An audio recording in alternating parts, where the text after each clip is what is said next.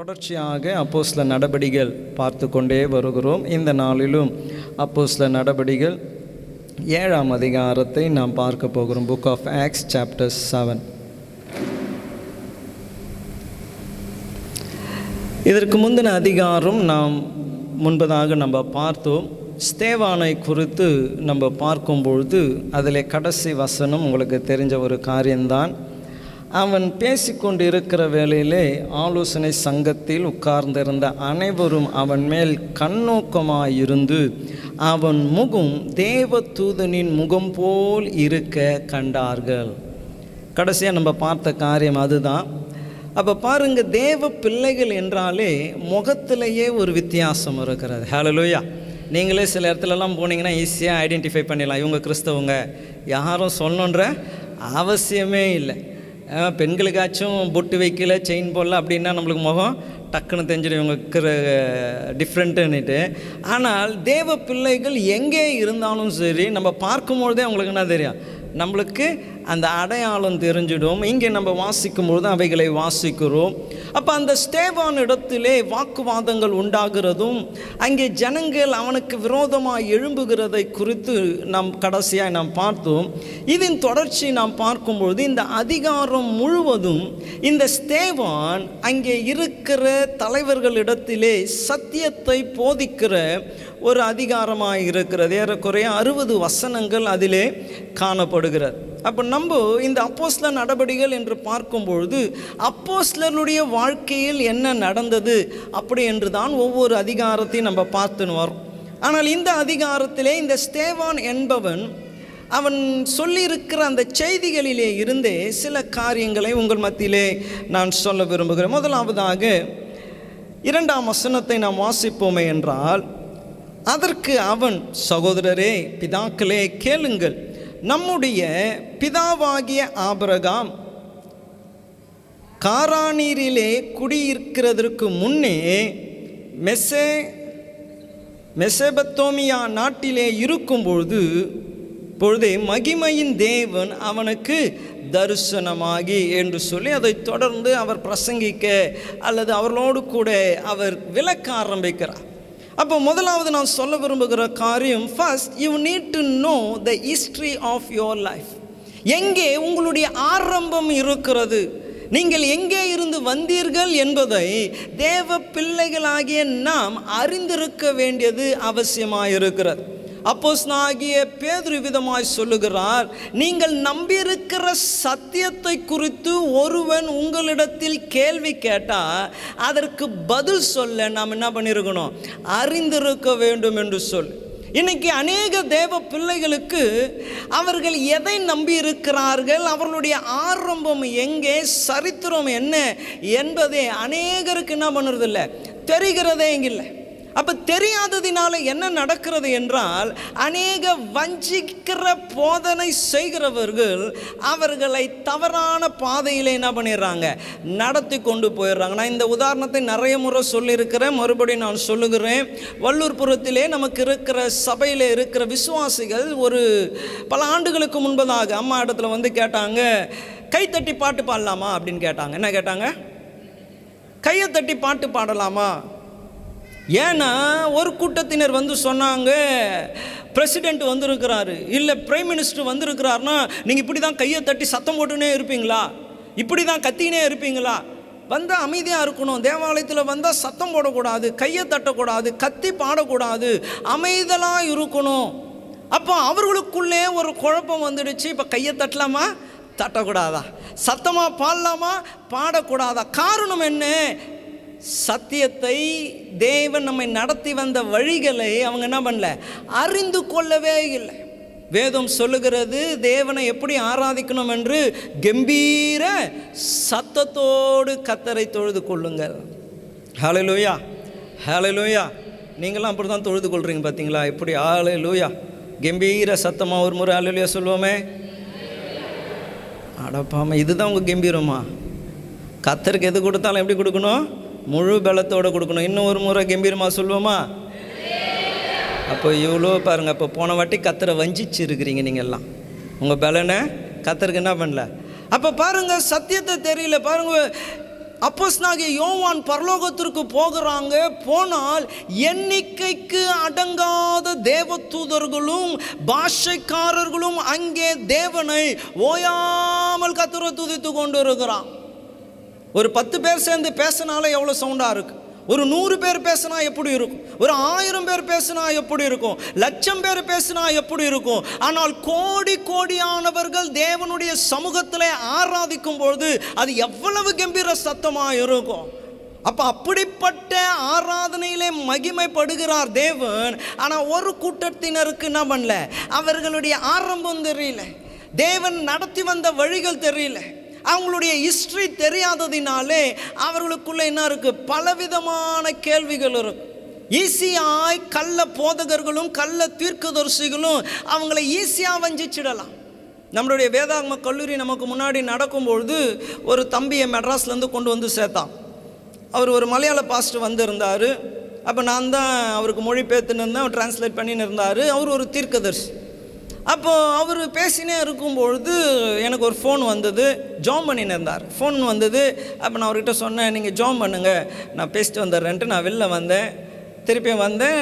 Class முடிஞ்சிச்சு. Night ஒரு பையன் மதில் செவரு எகிரி குதிச்சு ஓடிட்டான். நல்லா அந்த பையன் திடீர்னு என்ன பண்ணிட்டான், செவரு எகிரி குதிச்சு ஓடிட்டான். காலையில் அவரை பைபிள் ஸ்கூலுக்கு அமிச்ச பாஸ்டர் எனக்கு ஃபோன் பண்ணி கேட்குறாரு, உங்கள் பைபிள் ஸ்கூலில் ஒருத்தனை ஊழியம் செய்ய அனுப்புனா நைட்டோட நைட்டாக அவன் எகிரி குதிச்சு வந்திருக்கிறானே, சரிதானா இது அப்படின்னார். நான் சொன்னேன், தெரியலையே பாஸ்டர், என்ன ஆச்சு அப்படின்னா, நேற்று ஒரு தீர்க்கதரிசி வந்தாராமே, அவர் தம்பியை பார்த்து இப்படி தீர்க்கதரிசனம் சொன்னார் அப்படின்னா. அப்போ பாருங்க, சத்தியம் அறியலைன்னா anyone can fool you. யார் வேண்டும் என்றாலும் உங்களை என்ன பண்ணிடலாம், எளிதாக ஏமாத்திடலாம். நீங்கள் இங்கே வாசிப்பீர்கள் என்றால், அந்த 60 வசனத்தை வாசிப்பீர்கள் என்றால், ஸ்தேவான் ஆபிரகாமிலே ஆரம்பித்து இயேசு வரைக்கும் இருக்கிற எல்லா சரித்திரத்தையும் சொல்லின்னு வர்றார்.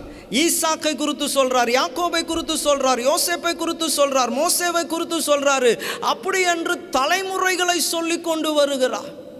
இன்னைக்கு நிறைய பேருக்கு பைபிள் கதைங்க கூட தெரியல. இங்கே ஒரு முறை VBS நடந்தது. என் துணைவியார் அதை சும்மா ஒரு இதுவாக பார்க்கலாம் என்று போனாங்களாம். போயிட்டு கொஞ்சம் நேரம் உட்காந்துன்னு இருந்தால் ஒருத்தங்க தாவீது கதையில் ஆரம்பித்து மோசே கதையில் முடிச்சாங்களாம். ஒரே ஸ்டோரி. யார்? டீச்சரு. அப்போ ஸ்டூடெண்ட்ஸ் எப்படி இருப்பாங்க பாருங்க. டீச்சர் என்ன பண்ணாங்க, தாவீது கதையில் ஆரம்பித்து மோசே கதையில் ரெண்டுத்தையும் அப்படியே ஜாயின் பண்ணி எப்படியோ மிக்ஸ் பண்ணி, இதில் யார் தாவீது யார் மோசேஸ்ன்னு தெரில, அவங்க ஒன்று வந்து சொன்னாங்க, இப்படி எடுக்கிறாங்க அவங்க கிளாஸு. அப்போது நிறைய பேர் வேதம் தெரிகிறது, சபைக்கு வருகிறாங்க, ஆனால் அறிந்து கொள்ளவே என்ன இல்லை, மனமே இல்லை. இன்று வந்திருக்கிற உங்களை நான் உற்சாகப்படுத்துகிறேன், சத்தியத்தை அறிந்து கொள்ளுங்க. Where is your beginning? உங்களை உண்டாக்கினவர் தேவன், அறிந்து கொள்ளுங்க.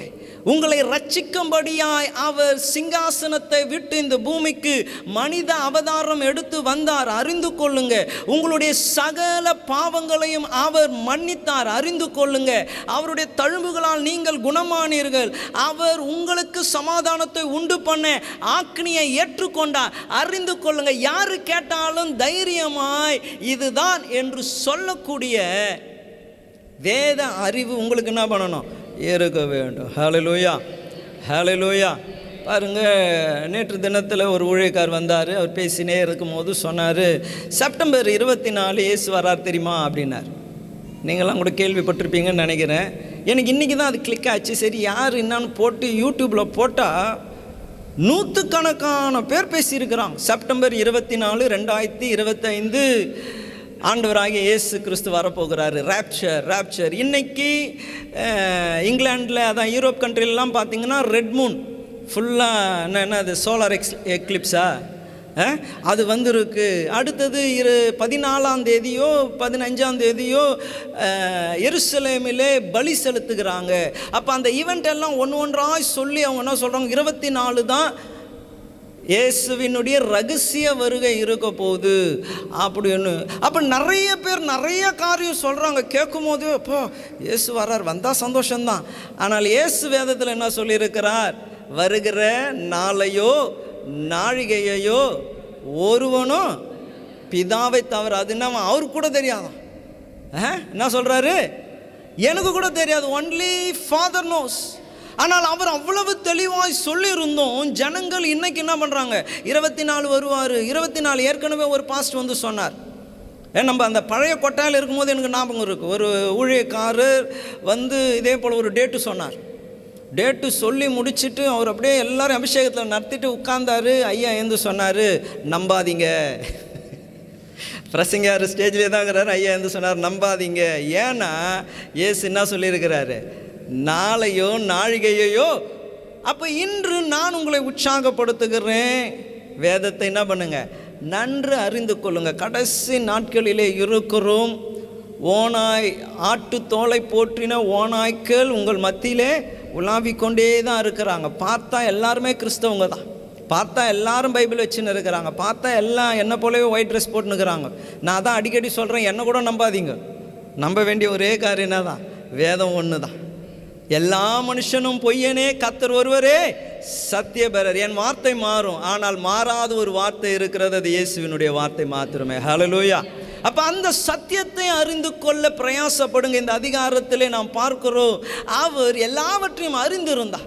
அதனால் தைரியமாய் அவர்களோடு கூட பேச முடிந்திருந்தது. இரண்டாவதாக நாம் 4ஆம் வசனத்தை வாசிக்கும் பொழுது அங்கே சொல்லப்படுகிறது, அப்பொழுது அவன் கல்தேயர், யார் என்றால் ஆபிரகாம், கல்தேயர் தேசத்தை விட்டு புறப்பட்டு கானானியரில் காரானூரிலே வாசம் பண்ணினான்.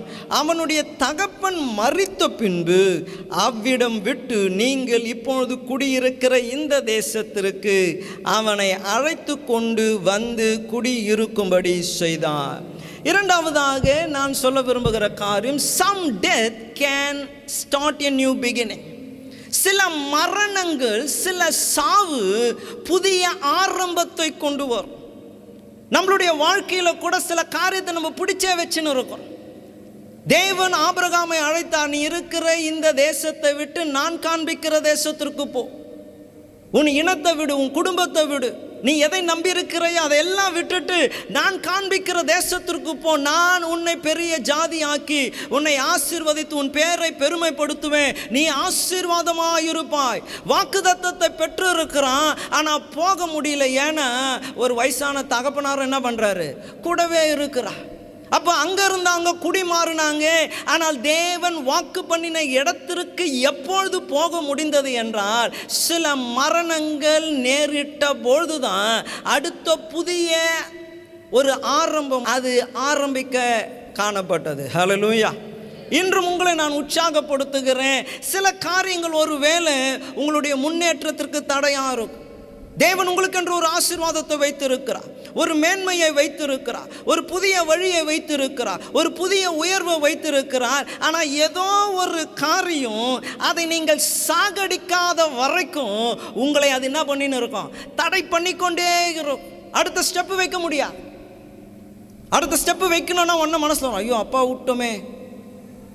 கொஞ்சம் தூரம் போனதுமே மனசு என்ன பண்ணும், அவர் யார் பார்த்துப்பான்னு தெரியலையே, இந்த வயசான காலத்தில் விட்டு வந்துட்டோமே. இன்னும் கொஞ்சம் தூரம் போனதுமே யோசனை வரும், எல்லாரும் நம்மளை பார்த்து பேசுவாங்களே, வயசான தகப்பனை விட்டுட்டு இவன் பாரு, அவன் உண்டு, அவன் மனைவி உண்டுன்னு சொத்தெல்லாம் எடுத்துக்கின்னு அவன் பாட்டுன்னு எல்லாத்தையும் பிரிச்சுன்னு போயிட்டான் பாரு, லோத்தையும் கூட கூட்டின்னு போயிட்டான் பாருன்னு சொல்லுவாங்களே. அப்போ ஒரு தயக்கம், ஒரு தடை இருந்து கொண்டே இருக்கிறது. இன்று கூட ஆவிக்குரிய வாழ்க்கையில் நீங்கள் முன்னேற முடியும். தேவன் உங்களுக்கு மேன்மையானதை வைத்து இருக்கிறார். ஆனால் ஒரு தடை இருக்கு, ஏதோ ஒரு தடை இருக்கு, ஏதோ ஒன்று உங்களை பின்னாடி இழுத்து கொண்டே இருக்கு. இல்லை, கொஞ்ச நேரம், கொஞ்ச நாள், சில மணி நேரம், இந்த சில காரியம் என்னால் விடவே முடியாது, கொஞ்ச நேரம்தான், அந்த ஒரு காரியத்தை மாத்திரம் என்று சொல்லி நீங்கள் பிடிச்சு வச்சிருக்கிற வரைக்கும் அடுத்த புதிய வாசல் திறக்கப்படாது. ஹல்லேலூயா, ஹல்லேலூயா. ஐயா ஒரு கதை சொல்லியிருக்கிறாரு, சர்ச்சில் சொல்லியிருக்கிறார், நீங்களாம் கேட்டிருப்பீங்க. ஒரு பாஸ்டர் ஒருத்தனுக்கு ஞானஸ்தானம் கொடுத்தாராம். ஞானஸ்தானம் கொடுக்கும்பொழுது கையை மட்டும் தூக்கினான் மேலே, உடம்பெல்லாம் முழுங்கிச்சு, கை மட்டும்னா இது மேலே இருக்கான். அவர் பாஸ்டர் சொல்கிறான்ப்பா மொத்தம் முழுங்கணும் அப்படின்னா, இல்லை ஐயா ஒருத்தனை அடிக்க வேண்டியதுக்குது, அவனை அடிச்சுட்டு நான் அப்புறம் இதையும் என்ன பண்ணிக்கிறேன். இன்றைக்கி நிறைய பேர் இயேசுவை ஏற்றுக்கொண்டாங்க, ஆனால் சில காரியத்தை என்ன பண்ண முடியல, விடவே முடியல. அதையும் பிடித்து வைத்து கொண்டே இருக்கிறான், அதை பிடித்து வைத்து கொண்டே இருக்கிறான். இன்று நான் உங்களை உற்சாகப்படுத்துகிறேன், கொஞ்சம் அவைகளுக்கு என்ன பண்ணுங்க, மரணத்தை கொடுங்க.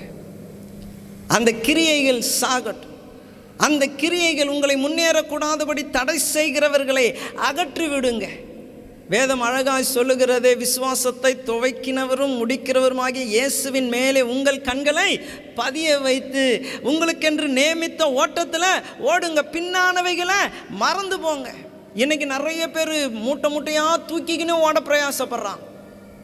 மூட்டை மூட்டையா பாருங்க, வேதம் இயேசு அழகாக சொல்லுகிறான், 2 வாசல் இருக்கான். ஒரு வாசல் என்னது, விசாலமான வழி. இன்னொன்று என்னது, இடுக்கமான வழி. நான் போனாலும் இடுக்கம்தான், யார் போனாலும் இடுக்கம்தான். என்னை காட்டிலும் ஒல்லியாக இருக்கிற நான் உள்ளே பூந்து போயிடலான்னா அவர் போகணுன்னாலும் எப்படிப்பட்ட வாசல் தான் அது, இடுக்கமான வாசல். ஏன்னா பாரமான யாவையும் நம்மை நெருக்கிற பாவங்களை நம்ம என்ன பண்ண, அகற்றி விடணும். அப்போ ஆபிரகாமுக்கு தேவன் வாக்கு பண்ணி இருந்தும் அந்த வாக்குத்தத்தம் நிறைவேற வேண்டும் என்றால் ஆபிரகாமுடைய தகப்பனை என்ன தான் பண்ணினே ஆகணும், விட்டு வந்து தான் ஆகணும். ஹல்லேலூயா, ஹல்லேலூயா. இந்த மாலை வேளையில் வந்திருக்கிற உங்களை நான் உற்சாகப்படுத்துகிறேன். உங்களுக்கு தெரியும் எந்த காரியம் உங்களை அப்படியே பிடிச்சு வச்சுன்னு இருக்கு. ஏதோ ஒரு ஆசை, ஏதோ ஒரு பண ஆசையோ பொருள் ஆசையோ நட்போ ஏதோ ஒன்று, சம்திங் ஹோல்டிங் யூ பேக். இன்று அவைகளை நீங்கள் விடுவீர்கள் என்றால் ஒரு புதிய ஆரம்பத்தை தேவன் இந்த நாளிலே கட்டளிட வல்லமை உள்ளவராயிருக்கிறார். ஹல்லேலூயா, ஹல்லேலூயா. 5வது வசனத்தை நீங்கள் வாசிப்பீர்கள் என்றால், 3வதாக 5வது வசனம், இதிலே 1 அடி நிலத்தை ஆகிலும் அவனுடைய கையாட்சிக்கு கொடாமல் இருக்கையில் அவனுக்கு பிள்ளை இல்லாது இருக்கும்பொழுது உனக்கு பின்வரும் உன் சன்னதிக்கு இதை சுதந்திரமாய் தருவேன் என்று அவனுக்கு வாக்கு பண்ணினார். ஹல்லேலூயா. எவ்வளோ இடம் இல்லையா, எவ்வளோ இடம் இல்லையா, 1 அடி இடம் இல்லையா, 1 அடி இடம் இல்லை. ஆனால் தேசத்தையே கர்த்தர் என்ன பண்ணுறாரு, உனக்கும் உன் பிள்ளைகளுக்கும் நான் என்ன பண்ணுவேன். நம்பிக்கை அற்ற நேரத்தில் சொல்லப்படுகிறது தான் வாக்குத்தத்தம். ஒன்றுமே இல்லை, அவர் ஒரு திக்கற்றவனாய் ஒரு இடத்துல இருக்கிறார். அவருக்கு என்று சொல்லக்கூடிய 1 அடி நிலம் அவருக்கு சொந்தம் இல்லை. ஆனால் அப்படிப்பட்ட நம்பிக்கற்ற நேரத்திலே தேவன் வாக்கு பண்ணுகிறார், இனி வருகிற சன்னதிக்கு இந்த தேசத்தை நான் சுதந்திரமாய் கொடுப்பேன். ஹல்லேலூயா, ஹல்லேலூயா. ஒருவேளை நீங்கள் இன்னைக்கு நம்பிக்கற்றவர்களாய் வந்திருக்கலாம். ஒரு பிடிப்பு கூட இல்லை, பூமியிலே ஒரு பிடிப்பு கூட இல்லை, 1 அடி கூட இல்லை. ஏதோ ஒன்று, இதுதான் என் நம்பிக்கை என்று சொல்ல ஒன்றும் இல்லை. இப்போ சகோதரர் பால் டேனியல் சொன்னாங்க பாருங்க, ட்ரெயினில் விழுந்து செத்துடலாம், யாருமே எனக்கு இல்லை, ஒரு பிடிப்பு கூட இல்லை. ஆனால் அப்படிப்பட்ட நேரத்திலே கர்த்தர் வாக்கு பண்ணுகிறார். இன்னைக்கு நம்ம பாடணும் பாருங்க, சொல்லி முடியாத அதிசயங்களை செய்வார், எண்ணி முடியாத அற்புதங்களை அவர் செய்வார், உனக்காக குறித்திருக்கிறதை நிறைவேற்றுவார், உனக்காய் யாவையும் செய்து முடிக்கிற தேவன் ஒருவர் இருக்கிறார். ஹல்லேலூயா. ஏன் இந்த துக்கமுகம், ஏன் இந்த துக்கமுகம்? பயப்படாதீங்க, கர்த்தர் உனக்காய் யாவையும் செய்து முடிப்பார். அப்போ பாருங்க, நம்பிக்கை நேரங்களிலே நம்பிக்கை கொடுக்கிறவர் தான் நம்மளுடைய ஆண்டவராகிய இயேசு கிறிஸ்து. எதன் மேல நம்பிக்கை இல்லை, எதிர்காலத்தை குறித்து நம்பிக்கை இல்லை, சரீரத்தை குறித்து நம்பிக்கை இல்லை, பிள்ளைகளை குறித்து நம்பிக்கை இல்லை. அப்படிப்பட்ட நிலைகள் இருக்கும் பொழுதும் நமக்கு நம்பிக்கை கொடுக்கிறது தான் கர்த்தருடைய வார்த்தையாக இருக்கிறது. ஹல்லேலூயா. ரோமர் 4ஆம் அதிகாரம் 17ஆம் வசனத்தில் இருந்து வாசிப்பீர்கள் என்றால், ஆபிரகாமை குறித்து சொல்லப்படுகிறது, அவன் சரீரம் செத்தது என்றும் சாராளுடைய கர்ப்பம் செத்தது என்று அவன் என்ன பண்ணலையா, எண்ணாது இருந்தானா. ஏன் எண்ணாம இருந்தானா? நம்புறதுக்கு ஒண்ணுமே இல்லை. ஆனால் அடுத்த வசனம் 20ஆம் வசனம் சொல்லுகிறது, வாக்கு பண்ணினவர் உண்மை உள்ளவர் என்று எண்ணி அவன் என்ன பண்ணான், கர்த்தரை மகிமைப்படுத்தி கொண்டே இருந்தான். ஹல்லேலூயா, ஹல்லேலூயா. இன்னைக்கு நம்பிக்கை இல்லாமல் வந்திருக்கிறீங்களா? இந்த மாதம் தலைமை போதகராலே கொடுக்கப்பட்ட வாக்குத்தத்த வசனம் அதுதான். இது மனுஷனால் கூடாதது, தேவனால் கூடாதது அல்ல. தேவனால் எல்லாம் கூடும். தேவனால், மனுஷனால் கூடாது தான். இது வரைக்கும் பணம் கொடுத்து நடக்கலை, ஆட்களை கூட்டின்னு போய் நடக்கலை, பெரிய பெரிய ஆளுங்களை வச்சும் நடக்கலை, உங்களுடைய ஞானத்தை யூஸ் பண்ணி நடக்கலை. ஆனால் கர்த்தர் இந்த மாதம் வாக்கு பண்ணியிருக்கிறார், நம்பிக்கையற்ற நேரத்திலே என் தேவனால் கூடாத காரியம் ஒன்றுமில்லை. ஹல்லேலூயா. என் தேவனால் கூடாத காரியம் அற்புதம் செய்வார், அற்புதம் செய்வார், அற்புதம் செய்வார். இந்த வார்த்தை யாரோ ஒருவருக்காக தான் நான் சொல்லின்னு இருக்கிறேன். அற்புதம் செய்வார். இந்த மாதம் உங்கள் கண்கள் காணும் தேவன் அற்புதத்தை செய்ய போகிறார். உங்கள் செவிகள் கேட்கும், உங்கள் உள்ளம் பூரிப்படையும். இந்த மாதம் தேவன் உங்களுக்காய் நியமித்த மாதம். ஹல்லேலூயா, ஹல்லேலூயா.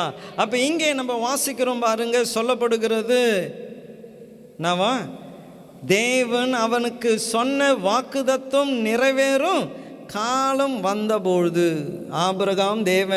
ஆபிரகாமுக்கு தேவன் ஆணையிட்டு அருளின வாக்குத்தத்தம் நிறைவேறும் காலம் சமீபித்த பொழுது, யோசேப்பை அறியாத, இதுவரைக்கும் யோசேப்பின் நிமித்தமாய் தயவு பெற்று கொண்டிருந்த ஜனங்களுக்கு தயவு கிடைக்கிறது நின்று போயிடுச்சு. இதுவரைக்கும் அந்த ஜனங்கள் மேன்மையாக இருந்தாங்க. எப்போ இருந்தாலும் இவங்களால தான்ப்பா நம்மளாம் உயிரோடு கூட இருக்கிறோம். இவர் யார் தெரியுமா? யோசேப்பினுடைய சன்னதி. இவர் தான் இது பாருங்க, இவ்வளோ பெரிய கோபுரத்தை கட்டி தானியத்தெல்லாம் சேமித்து வச்சார். இவங்களால தான் நம்மளே வாழ்கிறோம் அப்படின்னு இருந்த காலம் போய் இப்போ அவங்களுடைய குழந்தைகளை சாகடிக்கிற காலம் வந்தது, உபத்திரவப்படுத்துகிற காலம். நல்லா வாழ்ந்தோமே, இப்போ ஏன் கஷ்டப்படுறோம்? நல்லா இருந்தோமே, ஏன் இப்பொழுது இந்த போராட்டம்? நல்லா இருந்தோமே, இப்போ ஏன் இப்படிப்பட்ட தொல்லை? காரணம் என்னவென்றால் 17ஆம் வசனம் சொல்லுகிறது, ஆபிரகாமுக்கு தேவன் ஆணையிட்டு அருளின வாக்குத்தத்தம் நிறைவேறும் காலம் சமீபமாய் இருக்கிறது. ஹல்லேலூயா. அநேக ஆண்டுகள் கர்த்தர் உங்களுக்கு வாக்குத்தத்தம் கொடுத்துருக்கிறார். அநேக வாக்குத்தத்தங்களை கொடுத்துருக்கிறார். சில வாக்குத்தத்தங்கள்லாம் எடுக்கும் போதே உங்களுக்கு தெரியும் இது என்னுடையது. உங்கள் மனசில் அந்த வார்த்தைகள் வருஷங்கள் மாறினாலும் அந்த வாக்குத்தத்தம் மட்டும் மனசை விட்டு என்ன பண்ணாது, போகவே போகாது. நீங்கள் அதை பிடிச்சு வச்சுன்னு இருப்பீங்க. கர்த்தர் சொல்லியிருக்கிறார், கர்த்தர் சொல்லியிருக்கிறார். இன்று கர்த்தர் சொல்லுகிறார், அவருடைய வாக்குத்தத்தங்களை நிறைவேற்றுகிற காலம் சமீபமாக இருக்கிறது. ஹல்லேலூயா, ஹல்லேலூயா.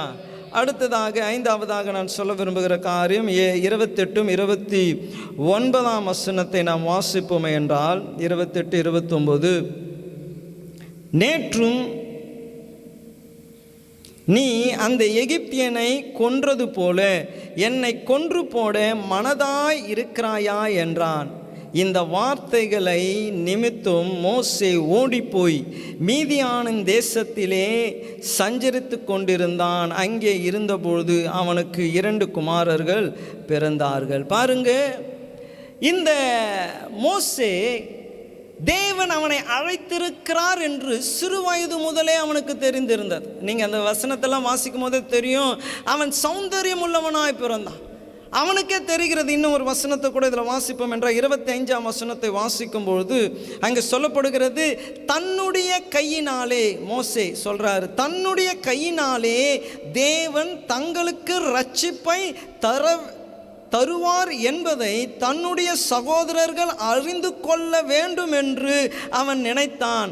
அவர்களோ அதை அறியவில்லை. அப்போ மோசேக்கு மனசுல ஒரு பெரிய ஒரு கான்ஃபிடென்ட் இருந்தது, ஒரு தைரியம் இருந்தது. அடிமையாக இருக்கிற இவர்களை என்னால் என்ன பண்ண முடியும், விடுவிக்க முடியும். அடிமைகளாக இருக்கிற இவர்களை ரட்சிக்க முடியும். ஒரு பெரிய கான்ஃபிடென்ட், ஒரு பெரிய தைரியம் இருந்தது. ஆனால் நம்ம இங்கே வாசிக்கிறோம் பாருங்க, 28ஆம் வசனத்தை வாசிக்கும் பொழுது 29, இந்த வார்த்தையின் நிமித்தம் மோசே ஓடி போனான். அப்போ நம்ம பேசுகிற வார்த்தை எவ்வளவு வல்லமை உள்ளதுன்னு தெரிந்து கொள்ளுங்க. 25 நம்ம வாசிக்கிறோம், அவனுக்குள்ள கான்ஃபிடென்ட் இருந்தது, நான் தான் இவங்களை ரட்சிக்கணும்னுட்டு. ஆனால் 28 அவங்க வார்த்தை கேட்டதுமே நான் தான் ரட்சிக்கணும் என்று இருந்த அந்த பலன் அவனை விட்டு போயிற்று. அந்த கான்ஃபிடென்ட், தைரியம் அவனை விட்டு போயிற்று. அவனுக்கு இருந்த எல்லா அந்த எண்ணங்களும் அவனை விட்டு மாறி போயிற்று. 40 ஆண்டுகள் கழித்து கர்த்தர் அவனோடு கூட பேசி, நீதான் இஸ்ரவேல் ஜனங்களை கொண்டு வர வேண்டுமே என்றால், உங்களுக்கு தெரிஞ்ச சம்பவம் தான். யாத்திராகமம் 3ஆம் அதிகாரத்தில் வாசிக்கிறோம். ஆபிரகாம் தேவனை பார்த்து சொல்லுகிறான், ஆண்டவரே வேறே ஒருவனை அனுப்பும். அப்போ ஒரு மனுஷன் சொன்ன வார்த்தை அவ்வளவு பலனாயிருக்கிற மனுஷனுடைய இருதயத்தை சோர்ந்து போக செய்கிறது. இன்னைக்கு நம்ம எவ்வளவு துணிகரமாக பேசிடுறோம் பார்த்தீங்களா? வேதம் சொல்லுகிறது, நாவின் அதிகாரத்திலே மரணத்தையும் ஜீவனையும் வைத்திருக்கிறார், அதை விரும்புகிறவன் அதன் கனியை புசிப்பான். வேதம் அழகாய் சொல்லுகிறது, மார்க்கு 11ஆம் அதிகாரத்திலே அவன் சொன்னபடி ஆகும். இன்னைக்கு நம்ம என்ன சொல்றோம்? தைரியமாக இருக்கிற மனுஷர்களை சோர்ந்து போக செய்கிறோம், பலனாய் இருக்கிறவர்களை திடனற்று போக செய்கிறோம். இன்று நம்மளுடைய வார்த்தையை நாம் பயன்படுத்தும் பொழுது மிகவும் ஜாக்கிரதையாக இருக்க வேண்டும். வேதம் சொல்லுகிறது, வீணாய் பேசப்படுகிற ஒவ்வொரு வார்த்தைக்கும் தேவனிடத்தில் என்ன பண்ணுமா? ஆமாம், தேவனிடத்தில் ஒருவனை பார்த்து மூடனே, முட்டாள் அப்படின்னு சொன்னால் போதும். வேதம் சொல்லுகிறது, எரிகிற நரகத்திற்கு பாத்திரவான். என்ன சொல்லிட்டோம்? ஆமாம், டக்குன்னு ஒருத்தன் இப்போ சொன்னது போல், தாஜி சொன்னது போல், கார் அப்படி நடுவில் வந்ததுமே நம்ம வாயில் என்ன தான் வருது? அறிவு இல்லை உனக்கு. ஆனால் என்ன பண்ணிட்டோம்? வீணாய் சொல்லப்படுகிற ஒரு வார்த்தை சிலரை திடனற்று போக செய்கிறது. என்னப்பா போய் இந்த சப்ஜெக்டை எடுத்துட்டு, இது இப்போல்லாம் அவ்வளோதான், நல்லா படிக்கணும், இதில் அப்படியே பெரிய ஆள் ஆகணும்னு நினச்சின்னு இருக்கிறாங்க. இந்த சப்ஜெக்டை நீ எடுத்த அவ்வளோதான். இனி அவருக்கு அதை படிக்கும்பொழுது எல்லாம் ஒரு வெறுப்பு உண்டாயிடுது, அதை படிக்கிறதுக்கே கஷ்டமாக இருக்கு. அப்போ சில காரியங்கள், சில வார்த்தைகள், இந்த இடத்துல இடம் வாங்கினேன் அவ்வளோதான். அந்த இடத்துக்கு போகும்போதெல்லாம் நம்மளுக்கு என்ன இருக்கும்? என்னடா இங்கே வாங்கிட்டோமே, என்னடா இங்கே வாங்கிட்டோமே. எந்த ஒரு வார்த்தை சொன்னாலும், போய் பார்த்தீங்களா டாக்டரை, பார்த்தீங்களா அந்த இடத்துல கட்டி இருந்துச்சுனால டேஞ்சர், அது அவ்வளோதான், ஒன்றுமே இல்லை அது. ஆனால் என்ன பண்ணிடும்? பயம். நான் சொன்ன பாருங்க, எனக்கு நடந்த சம்பவம் நிறைய முறை சொல்லியிருக்கிறேன். மறுபடியும் இந்த வார்த்தையை உறுதிப்படுத்த நான் சொல்கிறேன். எனக்கு இந்த லெஃப்ட் ஷோல்டர் பயங்கர வலி, ரொம்ப நாளாக வலி இருந்துனே இருந்தது. அப்போ திடீர்னு நான் கம்ப்யூட்டரில் உட்காந்துருக்கும் போது எனக்கு ஞாபகம் வச்சு ஒன்றா டைப் அடித்தேன், லெஃப்ட் ஷோல்டரு பெயின்னு அடித்தேன், அவ்வளோதான். எப்பயுமே வெப்சைட்டுங்க வருது, ஒரு பாக்ஸ் போட்டு வந்துச்சு. முதல் லைனே கேன்சர்னு அப்படி வந்தது. கேன்சர் வந்தால் லெஃப்ட்டு ஹேண்டு வலிக்கும், அப்புறம் இங்கே கழுத்து வலிக்கும், அப்புறம் கேன்சர் எங்கே இருக்கோ அங்கெல்லாம் நமிக்கொண்டு அதை படித்ததுமே எனக்கு லெஃப்ட் ஹேண்ட் வலி மட்டும்தான் இருந்தது. அப்புறம் என்ன ஆகிடுச்சு? கழுத்து வலிக்க ஆரம்பிச்சிச்சு, கையெல்லாம் நமிக்குது, எனக்கு அப்படியே உடம்பெல்லாம் நமிக்குது. நைட்டு போய் பெட்டில் படுக்கிறேன், என்னால் என்ன பண்ண முடியல, தூங்கவே முடியல. நைட்டெல்லாம் ஜாம் பண்ணுறேன், இயேசுவின் நாமத்தினாலே அவருடைய தழும்புகளால் சுகமானேன் அப்படின்ற. கொஞ்ச நேரம் கழிச்சு திரும்பியும் வருது. கேன்சராக இருந்தால் டேடி மம்மிக்கு ஒய்ஃபுக்கெல்லாம் சொன்னேன், எதனா நினச்சி போகிறோம், நாளைக்கு அக்கா அப்போ மெட்ராஸில் இருந்தாங்க, அக்காவை மட்டும் கூட்டின்னு போய் ஹாஸ்பிட்டலில் டெஸ்ட் பண்ணிடலாம். அப்புறம் பிசாசு இயேசுவின் நாமத்தில் நைட்டெல்லாம் போராடினே இருக்கிறேன். ஏன்னா ஒரே ஒரு லைன் படிச்சுட்டேன், என்னது? கேன்சர். வெறும் ஒரு ஷோல்டர் பெயின் டைப் படித்தேன், ஒரு வார்த்தை கேன்சர்னு படித்தேன். காலையில் அந்த பயத்தோடு எழுந்துக்கிறேன். நான் மெட்ராஸுக்கு போகணும், அக்காவை கூட்டிங்கன்னு ஹாஸ்பிட்டலில் போய் செக் பண்ணணும்னு யோசிக்கிறேன். ஒரு எஸ்எம்எஸ் வந்துச்சு. என்ன எஸ்எம்எஸ்னால், அதே முன்னாடி வந்திருக்கலாம், பின்னாடி வந்திருக்கலாம், அது யார் அமிச்சான்னு கூட எனக்கு தெரில. ஆனால் மெசேஜ் எனக்கு இன்னும் ஞாபகம் இருக்குது. Cancer is a business, cancer என்பது ஒரு வியாபாரம் அப்படின்ட்டு NBA பேஸ்கெட் பால் பிளேயர் ஒருத்தனுடைய ஃபோட்டோ போட்டு, அவனுக்கு கேன்சர் வந்தது ஆனால் மெடிசனே எடுக்கலை, அவன் க்யூர் ஆகிட்டு திருப்பியும் ப்ளே பண்ணுறான் அப்படி என்ற ஃபுல் இது போட்டிருந்தாங்க. அந்த வார்த்தையை படித்தேன், பயமெல்லாம் என்ன ஆயிடுச்சு? மாறி போயிடுச்சு. அப்போ பாருங்கள், ஒரு வார்த்தை எவ்வளவு வல்லமை உள்ளது. உங்கள் பிள்ளைகளை பார்த்து நீங்கள் பேசுகிறீங்க, கணவனை பார்த்து பேசுகிறீங்க, மனைவியை பார்த்து பேசுகிறீங்க, அயல்வாசியை பார்த்து பேசுகிறீங்க, கூட இருக்கிறவங்கள பார்த்து பேசுகிறீங்க. உங்களுடைய வார்த்தை ஒருவனை கட்டி எழுப்பவும் முடியும், உங்கள் வார்த்தை ஒருவனை உடைச்சி ஒன்றுமில்லாமல் போக செய்யவும் முடியும். ஹல்லேலூயா, ஹல்லேலூயா. இனி ஜாக்கிரதையாக பேசணும். என்னது? பக்கத்தில் உங்களை பார்த்து சொல்லுங்கள், ஒழுங்காக பேசுமா, பார்த்து சொல்லுங்களேன். ஆமாம், ஒழுங்காக பேசுமா. ஏம்மா இந்த பேச்சு உனக்கு? ஏம்மா இந்த பேச்சு? ஒழுங்காக பேசுங்க, நல்லதை பேசுங்க. கர்த்தருடைய வார்த்தைகளை பேசுங்க. அது ஜீவன் உள்ளதாக இருக்கிறது, ஆத்மாவை உயிர்ப்பிக்கிறதா இருக்கிறது. ஹல்லேலூயா. நேரம் இல்லாததுனால துரிதமாக சொல்லுகிறேன். 54, 55 வசனத்தை நாம் வாசிப்போம் என்றால் 54, 55 அங்கே நம்ம வாசிக்கும் பொழுது பரிசுத்த ஆவியானவர் இந்த ஸ்தேவானுக்குள்ளே இறங்கினதினாலே இவைகளை அவர்கள் கேட்டுக்கொண்டு இழுக்கும்பொழுது மூர்க்கமடைந்து அவனை பார்த்து பல்கடித்தார்கள். அவன் பரிசுத்த ஆவினால் நிறைந்தவனாய் வானத்தை அண்ணாந்து பார்த்து தேவனுடைய மகிமையும் தேவன் வலது பாசத்திலே இயேசுவானவர் நிற்கிறதையும் கண்டான். அவனுக்கு நேராக ஸ்ட்ரைட் ஃப்ரண்ட்ல ஒரு ஆவேசமான ஆட்கள் இருக்கிறாங்க. ஆனால் அவனுக்கு பட்கடிக்கிறவர்களை அவன் பார்க்கல. அவன் கண்கள் துறக்கப்பட்டு அவன் பரலோகத்தை பார்க்கிறான். அங்கே ஆண்டவராகிய இயேசு கிறிஸ்து பிதாவின் வலது பாசத்திலே நிற்கிறதை பார்க்கிறான். அவனுடைய பார்வை வேறு பெற்றதாக இருந்தது. இன்னைக்கு நம்ம என்ன பார்க்கிறோம்? நமக்கு முன்னாடி என்ன இருக்குது அதை தான் பார்த்து கொண்டே இருக்கிறோம். ஐயோ அவன் பட்கடிக்கிறானே, மந்திரம் செஞ்சிடுவானா, நமக்கு தீமை செஞ்சிடுவானா, இவையா இப்படி அவையா அப்படி, எல்லாம் நம்ம இதை தான் பார்த்து கொண்டு இருக்கிறோம். ஆனால் பரிசுத்த ஆவினாலே நிறையப்பட்டவனுடைய பார்வையே வேறு பெற்றதாக இருந்தது. ஹல்லேலூயா, ஹல்லேலூயா. இன்னைக்கு கூட நீங்கள் சில காரியங்களை பார்த்து பயந்துன்னு இருக்கலாம். சில காரியங்கள் உங்களை அச்சுறுத்தி கொண்டு இருக்கலாம். ஆனால் தேவ ஆவின் நிறைவு இருக்கும் என்றால் உங்கள் பார்வையில் கூட ஒரு வித்தியாசம் வரும். இங்கே பல்ல கடிச்சுன்னு அப்படின்னு இருக்கிறான். ஆனால் இவன் பார்க்கிறது எது பார்க்குறான்? வானத்திலே சிங்காசனத்திலே அமர்ந்திருக்கிற தகப்பனையும் பக்கத்திலே நின்று கொண்டிருக்கிற இயேசுவை அவன் பார்க்கிறான். அவன் பார்வையே வித்தியாசமாக இருந்தது. இன்று வந்திருக்கிற உங்களை உற்சாகப்படுத்துகிறேன். ஆவின் நிறைவு ரொம்ப இம்பார்ட்டன்ட். ஆவின் நிறைவு இல்லை என்றால் உலகத்திலே இருக்கிறவர்களிலே நீங்களும் ஒருவர். ஆனால் ஆவின் நிறைவு இருந்தால் நீங்கள் அவர்களை காட்டிலும் வேறு பெற்றவர்களாக இருப்பீங்க. உங்கள் பேச்சு வித்தியாசமாக இருக்கும், உங்கள் பார்வை வித்தியாசமாக இருக்கும், உங்கள் செயல் வித்தியாசமாக இருக்கும், உங்களுடைய இருதயத்தின் எண்ணங்கள் வித்தியாசமாக இருக்கும். ஆவியானவர் இல்லை என்றால் அவங்கள போல் நீங்களும் பல்ல கடிப்பீங்க. அவன் கடிச்சா நீங்களும் கடிப்பீங்க, அவன் பேசினா நீங்களும் பேசுவீங்க, அவன் கோவப்பட்டால் நீங்களும் கோவப்படுவீங்க. ஏன்னா அவனுக்குள்ளே இருக்கிற அதே ஆவி தான் எங்கேயும் இருக்குது, உங்களுக்குள்ளேயும் இருக்குது. ஆனால் தேவ ஆவியானவர் இருப்பார் என்றால் சத்ருவை உங்களால் நேசிக்க முடியும், உங்களை பகைக்கிறவர்களுக்காய் உங்களாலே ஜெபிக்க முடியும். நீங்கள் தொடர்ந்து வாசிப்பீர்கள் என்றால் இங்கே இவன் செய்கிற காரியம் அதுதான். அவன் முழங்கால் படிட்டு, ஆண்டவரே இவர்கள் செய்கிறதை இவர்களுக்கு மன்னியும் என்று ஜெபிக்கிறான். இன்று உங்களை உற்சாகப்படுத்துகிறேன்.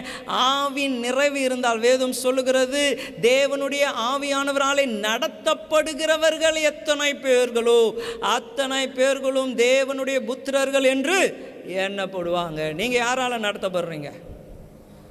எமோஷனாலியா, உங்களுடைய சூழ்நிலையினாலையா, எதினாலே நடத்தப்படுறீங்க? தேவ ஆவியானவர் உங்களை நடத்த உங்களை நான் உற்சாகப்படுத்துகிறேன். ஹல்லேலூயா, ஹல்லேலூயா. இன்னும் ஒரே ஒரு காரியத்தை நான் சொல்லி நான் முடிக்க விரும்புகிறேன். 59:60 அப்பொழுது கர்த்தராகிய இயேசுவே என் ஆவியை ஏற்றுக்கொள்ளும் என்று ஸ்தேவான் தொழுது கொள்கையில் அவனை கல்லெறிந்தார்கள். அவனோ முழங்கால் படியிட்டு, ஆண்டவரே இவர்கள் மேல் இந்த பாவத்தை சுமத்தாது இரும் என்று மிகுந்த சத்தமிட்டு சொன்னான். இப்படி சொல்லி நித்திரை அடைந்தான். ஹல்லேலூயா, ஹல்லேலூயா. பாருங்க, உபத்திரவப்படுத்துகிற நேரத்திலும் தேவனுடைய குண அதிசயம் ஸ்தேவானுக்குள்ளே இருந்தது. ஸ்தேவானுக்குள்ளே தேவனுடைய குண அதிசயம் இருந்தது. இன்னைக்கு நமக்குள்ளே தேவனுடைய குண அதிசயம் இருக்கா? நிறைய பேருக்கு கிறிஸ்தவர்களுக்குள்ளே இருக்கிற ஒரு குணாதிசயம் உலகத்தானே பரவாயில்ல போல இருக்கும். பழி வாங்குகிறது, மன்னியாமை, இதெல்லாம் நிறைய பேருக்கு இருக்கு. சில ஏரியாக்களுக்குள்ளே தேவ பிள்ளைங்களே போகிறதில்லை. நான் முன்னாடியே சொல்லியிருக்கிறேன். ஒரு இடத்துல என் துணைவியார் ஜபம் நடத்த போனாங்க. ஜபம் நடத்தினுக்கிறாங்க ஒரு வீட்டுக்குள்ளே. அப்போது அந்த வீட்டினுடைய ஓனர் வீட்டு அந்த அம்மா சொல்கிறாங்களாம் எங்கள் துணைவியார்கிட்ட, அந்த அம்மாவை எழுப்பி அனுப்பிச்சிடுங்க. எங்கே ஒரு வீட்டில் ஜபம் நடக்குது, எல்லாரும் ஜபத்துக்கு உட்காந்துன்னு இருக்கிறாங்க. அப்போ அந்த வீட்டு நபர் என்ன சொல்கிறாங்க, குடும்ப தலைவி என்ன சொல்கிறாங்க, அந்த அம்மாவை எழுப்பி அனுப்பிச்சிடுங்க, அவங்க வந்தால் எங்கள் கணவருக்கு பிடிக்காது. அப்போ பாருங்க, கிறிஸ்தவர்கள் தான். ஆனால் யாருடைய குணாதிசயம் இல்லை? தேவனுடைய குணாதிசயம் இல்லை. தேவன் பாவிகளோடு கூட சஞ்சரித்தார். நிறைய பேர் அதுவே கேள்வி கேட்டாங்க, உங்கள் போதகர் என்ன பாவிகளோடு கூட இருக்கிறாரு? அவர் பாவிகளுடைய சிநேகிதர் என்று பெயர் பெற்றவராக இந்த பூமியிலே இருந்தார். எல்லாரையும் அவர் அரவணைத்தார். பாவம் செய்யல, அவர்கள் செய்கிற காரியத்திற்கு துணை போகலை. அவங்க பாவம் செய்கிறாங்கன்னா கூட சேர்ந்து குடிக்கிறது, அவங்க செய்கிற காரியம் சரிதான்ட்டு தலையாட்டி நிற்கிறதுலாம் இல்லை. எல்லா இடத்திலும் இருந்தார். ஆனால் அவரோடு கூட இருந்தவர்கள் மாறினார்களே அல்லாமல் அவரை யாராலையும் என்ன பண்ண முடியல, மாற்றவே முடியல. இன்றைக்கி நிறைய பேர் அப்படி சொல்லியே கல்யாணம் பண்ணிக்கிறாங்க. நான் கல்யாணம் பண்ணி அவரை எப்படியாச்சும் கிறிஸ்தவனை ஆக்கிடுறேன். கடைசியாக பார்த்தா இவங்க பொட்டு வச்சுக்கின்னு கோயிலில் போய் நின்றுக்கிறாங்க.